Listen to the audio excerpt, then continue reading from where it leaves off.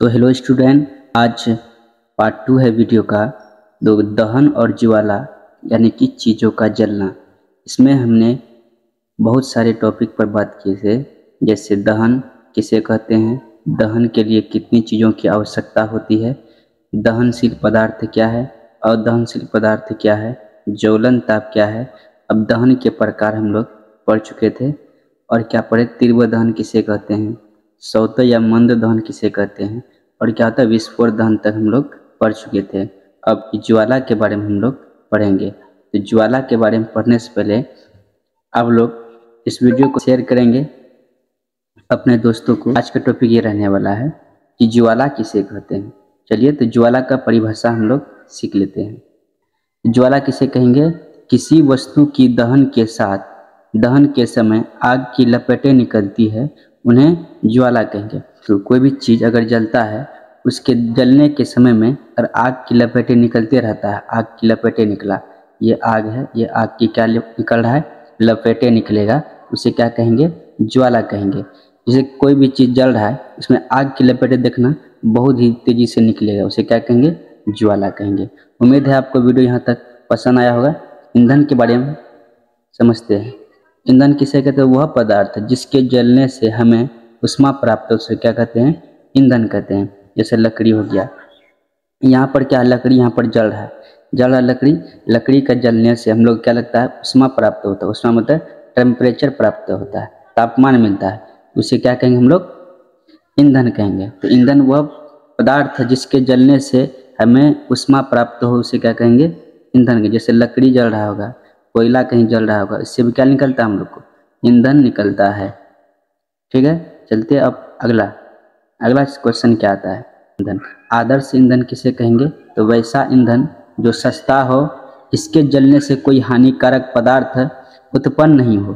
ठीक, आदर्श ईंधन कहता है। मतलब हम लोग के गांव समाज में गोबर का उपला बनाया जाता है, इसको जलाने से किसी प्रकार का कोई नुकसान किसी इंसान को नहीं होता है या प्रकृति को भी नहीं होता है। लकड़ी है, लकड़ी को भी जलाने से कोई भी दिक्कत नहीं हो सकता है, इसमें ईंधन किसे कहेंगे। तो किसी ईंधन के 1 किलोग्राम के पूर्ण दहन से प्राप्त उष्मा की मात्रा उसमें ईंधन कहता है।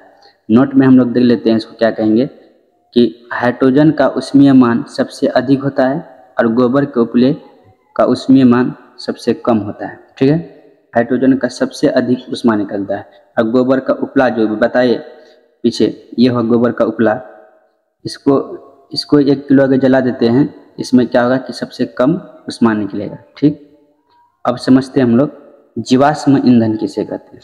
तो वैसा ईंधन जो पेड़ पौधों और जीव जंतुओं के अवशेषों से प्राप्त हुआ हो, उसे क्या कहेंगे, जीवाश्म ईंधन।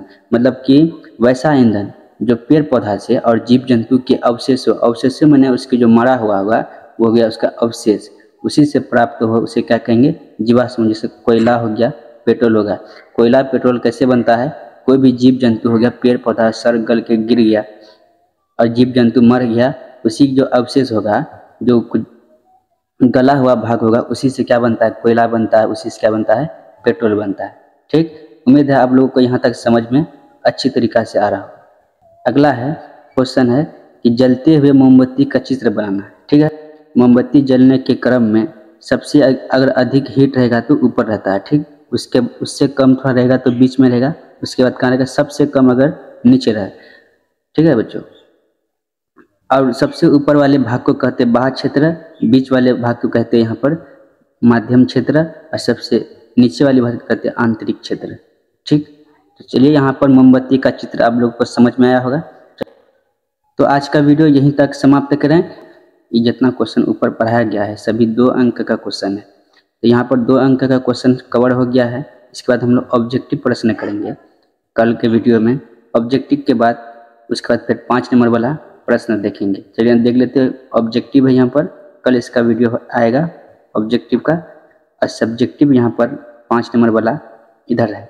ठीक है, तो हम लोग पहले ऑब्जेक्टिव कवर कर लेंगे, उसके बाद ये 5 नंबर वाला जितना प्रश्न है इसको देख लेंगे। ये परीक्षा की दृष्टि से ये चैप्टर बहुत ही ज़्यादा इम्पोर्टेंट है। आप लोग देख सकते हैं यहाँ पर कितना महत्वपूर्ण सब प्रश्न है।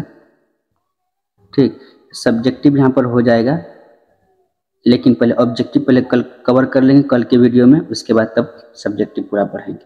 ठीक, तो आज का वीडियो यहीं तक समाप्त करते हैं।